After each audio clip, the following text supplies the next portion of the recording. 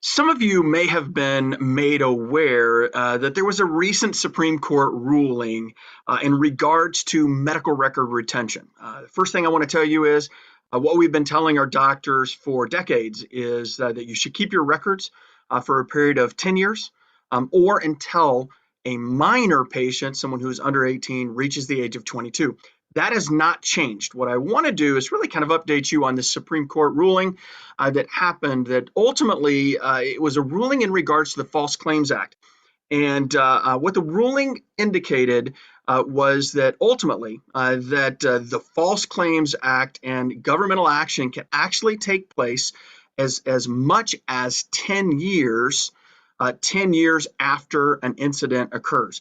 And so ultimately what that does is actually solidifies, it makes it a bit more codified. So it's not just a variety of things that we're looking at, but really we can center in on that particular piece, at least for adults, to give clarity on exactly what those requirements are. So just to give you a couple of other details, in essence, what the law indicates is the government can begin to take or must take action 3 years after they should have known of the incident, but never greater than 10 years. And so what happened in this particular Coach Consultancy versus the United States case is that they didn't discover it until late. It was right towards the end. And what the Supreme Court ruled was they do have up to that full 10 years to bring a False Claims Act claim.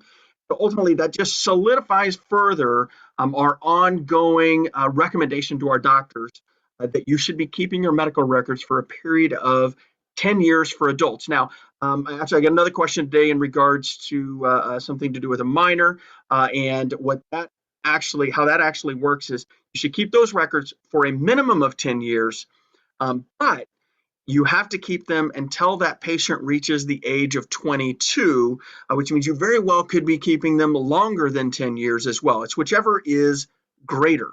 So when the patient reaches the age of 22 or 10 years, whichever is greater. So if you treat a 15-year-old, you'll wait till 25 and until that patient would be 25. If you treat an infant, you're going to keep those records for 22 years until that patient turns 22. But this interesting case out of the Supreme Court really does solidify the 10-year and gives us now a hard, fast federal indication of exactly how long you should be keeping your medical records. Illinois doesn't have anything that's more stringent than 10 years, and so that still holds true. 10 years for adults until the patient reaches 22, or 10 years for a minor, whichever is greater.